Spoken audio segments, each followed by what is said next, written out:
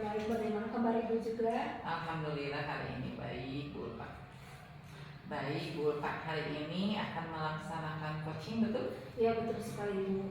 Dengan siapa, Bu? Kebetulan saya akan melaksanakan sesi coaching ini dengan Pak Irwan. Oh ya. Sebelum melaksanakan praktik coaching nih ya, boleh saya sedikit bertanya ya, Bu? Iya, silakan sekali. Ketika praktik coaching yang akan dilaksanakan nih, bagaimana rubrik yang akan dilaksanakan pada percakapan coaching ini? Nah, ketika saya nanti praktik coaching, saya akan menggunakan indikator tahapan kita. Saya akan melihat indikator tahapan tujuannya, identifikasi, rencana aksi, serta pertanggung jawaban. Baik ya Bu, kemudian nih kompetensi coaching mana yang nanti Ibu akan kembangkan?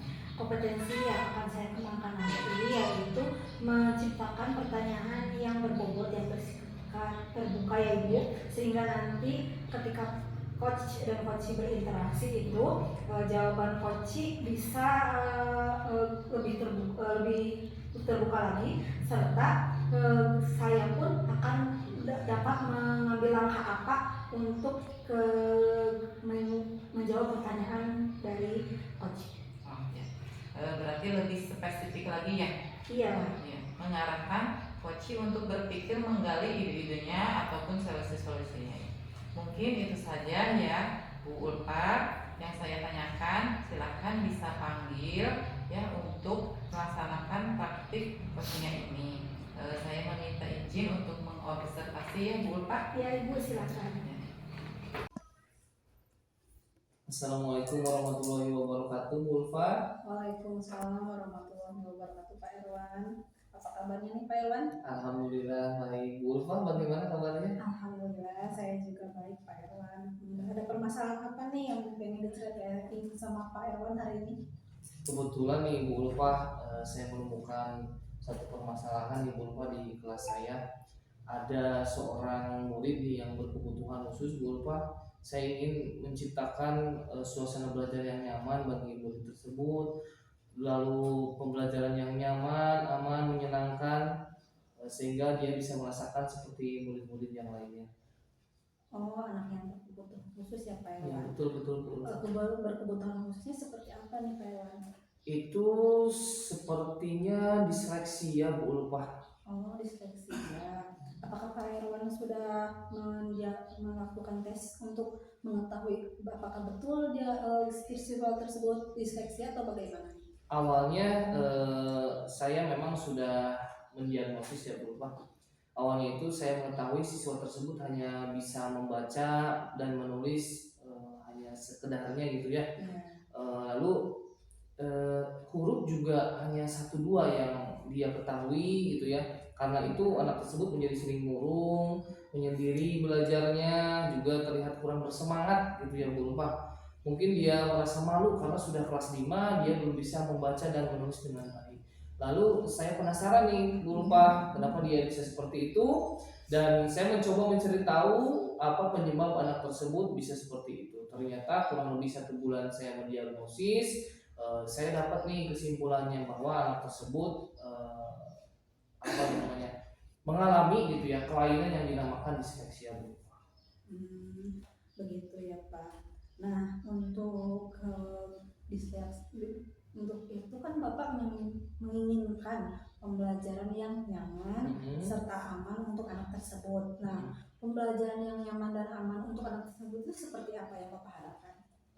Suasana yang aman dan nyaman yang saya harapkan itu ketika peserta didik merasa tidak takut, tidak merasa terancam, tidak tegang, dan tidak merasa tertekan, lalu merasakan tenang saat belajar, lalu juga terlihat bahagia di raut mukanya, dan tingkah laku yang ditunjukkannya pun sumringah gitu ya, serta pada akhirnya mencapai tujuan pembelajaran yang dia inginkan. Nah, untuk menciptakan kenyamanan tersebut, apa nih rencana Bapak?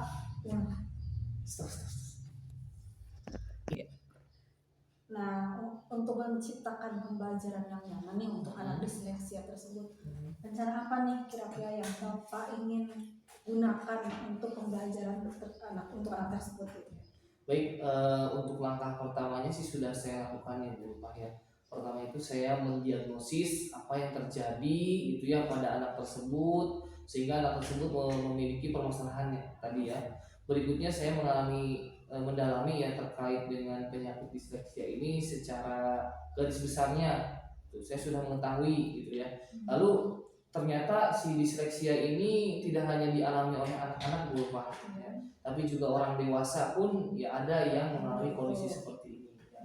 Kondisi ini tidak dapat disembuhkan ternyata Bu Ulfah, yang artinya seumur hidup dia akan mengalami kelainan ini. Meski begitu, setelah membaca beberapa artikel, disleksia itu ternyata masih bisa diatasi Bu. Bahkan kini sudah banyak dukungan kepada para pengidap disleksia ini untuk tetap berhasil di sekolah maupun nanti di masyarakat. Tidak benar ya jika pengidap disleksia ini dianggap memiliki kecerdasan di bawah rata-rata. Faktanya, disleksia ini tidak mempengaruhi kecerdasan seseorang. Sebagian besar pengidap disleksia berhasil menangkap pembelajaran maupun informasi menggunakan metode khusus. Penyebabnya belum diketahui secara pasti, tapi ini erat kaitannya dengan faktor genetik Bu Ulfah. Yang saya baca seperti itu, berarti faktor keturunan gitu. Jadi turun temurun gitu ya, sebagai penyakit keturunan. Ya caranya saya ada beberapa cara nih Bu Ulfah. Yang pertama yaitu membicarakan kondisi tersebut kepada anaknya juga kepada orang tuanya.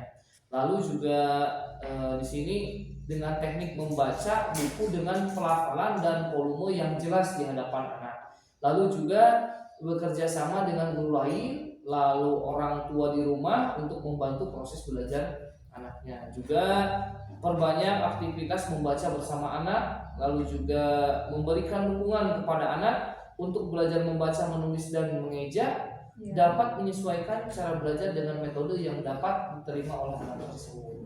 Lalu juga bergabung dengan komunitas dengan latar belakang yang sama. Dan juga terakhir bisa juga meminta bantuan kepada orang lain yang berkompeten terkait dengan hal ini Bu Ulfah, seperti itu. Nah, setelah Bapak menyusun rencana-rencana tersebut nih, pasti akan selalu ada hambatan ya Pak? Iya, betul Bu Ulfah, pasti ada. Bapak bisa menjabarkan tidak hambatan apa yang akan Bapak hadapi ketika melaksanakan rencana aksi tersebut? Menurut saya hambatannya itu bisa muncul dari dalam diri siswanya sendiri dan diri muridnya sendiri, juga bisa dari luar. Kalau dari dalam misalnya adanya motivasi dari dalam diri siswanya sendiri, jadi harus pasti adalah motivasinya itu menurun atau memang drop gitu ya dari siswanya, pasti ada. Lalu juga kalau dari luarnya misalnya dukungan dari orang tuanya yang kurang ataupun tidak bisa menerima nih kalau anaknya mengidap penyakit disleksia ini. Seperti itu Bu Ulfah. Ya, mungkin itu ya hambatan-hambatan yang Bapak jabarkan.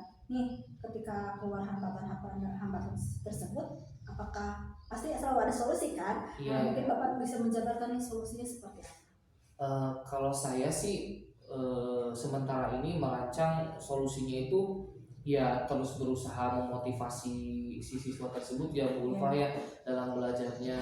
Juga tidak lupa kita harus sabar gitu ya, karena kalau tidak sabar kan luar biasa nih menjengkelkannya kalau siswa seperti ini ya. Kalau tidak sabar luar biasa pasti. Lalu juga tidak lupa meminta dukungan dari pihak lain untuk sama-sama membantu mengatasi permasalahan ini. Juga tidak lupa peran orang tua ini sangatlah penting. Jadi kita harus betul-betul memberikan pengertian nih yang bisa diterima oleh orang tuanya, sehingga proses untuk mencapai tujuan ini bisa tercapai Bu Ulfah. Begitu. Nah, ketika Bapak sudah menentukan rencana aksi, hambatan juga sudah Bapak ketahui, begitupun solusinya, kapan nih rencana aksi ini akan direalisasikan oleh Bapak? Ya, yang jelas sih Bu Ulfah, karena murid ini memang dia membutuhkan ya, jadi insya Allah secepatnya Bu Ulfah akan saya terapkan, dan pastinya saya akan berkomunikasi juga dengan guru yang sekarang masih banyak guru selanjutnya, pasti saya akan komunikasikan terkait dengan permasalahan siswa tersebut Bu Ulfah. Apa ukuran keberhasilan nih yang Bapak ukur untuk mencapai tujuan Bapak ini ketika Bapak sudah merealisasikan ini semua? Baik, menurut saya ukuran keberhasilannya yaitu jika tujuan yang diharapkan sudah tercapai, yaitu suasana belajar yang aman, nyaman dan menyenangkan tadi bagi murid yang berkebutuhan khusus tadi ya, sehingga murid tersebut bisa sama-sama merasakan ya seperti murid-murid yang lain. Itu sih ukuran keberhasilan yang akan saya canangkan di sini dulu Pak. Dan selanjutnya mungkin saya di sini akan menanyakan komitmen Bapak untuk mencapai tujuan tersebut itu seperti apa? Yang jelas komitmen saya ya tidak akan menyerah Bu Pak. Saya akan terus berusaha, berjuang sehingga siswa tersebut, murid tersebut yang mengalami kebutuhan khusus tadi bisa sama-sama belajar dengan baik, itu bareng-bareng, menyenangkan bareng-bareng dengan murid-murid yang lainnya, sehingga tujuan pembelajaran yang tadi bisa tercapai bagi murid tersebut. Itu komitmen saya Bu Pak. Berarti intinya semangat dari Bapaknya sendiri dan Ya, semangat memotivasi ya Pak ya? Betul Bu Pak. Nah, selanjutnya siapa nih yang Bapak akan libatkan untuk atau bertanggung jawab dalam rencana aksi yang Bapak buat ini? Yang jelas pasti ya, pertama itu peran dari orang tua pasti akan saya libatkan. Yang kedua pastinya kalau di sekolah itu ada kepala sekolah. Lalu juga saya tidak lupa akan mengajak gitu ya rekan-rekan guru yang lain untuk sama-sama mengatasinya gitu kan, karena ini berjenjang. Juga tidak lupa kalau memang ini membutuhkan saran dari dokter gitu ya, dokter khusus, insya Allah juga saya akan berkomunikasi lah dengan dokter yang memang dia khusus mengalami hal-hal seperti ini, atau memang juga ada orang yang berkompetensi khusus terkait dengan terkait dengan disleksi. Seperti itu Bu Pak. Iya baik Bapak, terima kasih nih sudah pendapat dengan saya. Bagaimana nih perasaannya? Sebelumnya ya saya juga berterima kasih Bu Ulfa pada Bu Ulfa telah istilahnya telah mau gitu ya diajak berkomunikasi dengan saya, sharing dengan saya. Perasaan saya sekarang lega Bu Ulfa, karena permasalahan saya bisa di-sharingkan, dicurhatkan, sehingga pada akhirnya saya mendapatkan nih ya solusi-solusi untuk mengatasi permasalahan tadi peserta didik tadi atau murid tadi Bu Ulfa. Seperti itu. Saya tunggu nih kabar baik selanjutnya setelah rencana aksi yang Bapak buat itu berjalan ya Bapak. Ya siap Bu Ulfa, mudah-mudahan berjalan dengan baik, hasilnya juga baik. Iya Pak, semoga berjalan dengan baik dan tetap semangat. Assalamualaikum warahmatullahi wabarakatuh. Waalaikumsalam warahmatullahi wabarakatuh. Langsung saja ya Pak, Bu, apa yang saya tadi lihat dari praktik coaching yang Bapak dan Ibu laksanakan itu sangat luar biasa sekali, sangat bagus ya. Saya lihat sudah sesama mitra, yaitu yang pada prinsipnya coaching itu yaitu kemitraan ya Bapak Ibu, antara coach dan coaching itu harus sepakat. Dari apa yang dilaksanakan pada praktik coaching tadi, apakah sudah sesuai dengan apa yang di awal kita bicarakan tadi ya Bu Ulfa? Apakah sudah sesuai dengan kompetensi yang di awal dibicarakan tadi? Berdasarkan catatan saya Ibu, alhamdulillah sudah sesuai dengan indikator kompetensi yang saya harapkan. Coach juga merasa sudah bisa terbuka memunculkan ide-idenya, serta langkah-langkahnya jelas ya Ibu, dari mulai rencana, kemudian waktu, serta aksi nyata juga sudah bisa dijadwalkan. Alhamdulillah ya, izin menyampaikan dari hasil pengamatan saya tadi ya Pak Bu, juga saya mengajukan beberapa pertanyaan yang berbobot ya, sehingga Kuci itu bisa menggali ide-idenya maupun solusi-solusinya. Terlihat runtut ya waktunya, kapan dan siapa saja yang dilibatkan yang ingin membantu. Sudah tergali semuanya, luar biasa. Alhamdulillah Ibu, terima kasih. Ya, nih Ulfa kedepannya sebagai seorang coach nih, kompetensi mana yang ingin Bu Ulfa inginkan untuk dapat dikembangkan secara lebih? Saya ingin mengembangkan kompetensi yang mengajukan pertanyaan berbobot ya Ibu, tapi di sini lebih eksploratif lagi, bisa lebih menggali potensi coaching, karena pada dasarnya setiap orang itu memiliki potensi yang luar biasa sekali. sekali. Ya, betul sekali ya, dapat memunculkan ide-ide atau solusinya ya. Terima kasih Bu Ulfa, luar biasa sekali. Pak Erwan, terima kasih. Saya tutup dengan wassalamualaikum warahmatullahi wabarakatuh. Waalaikumsalam.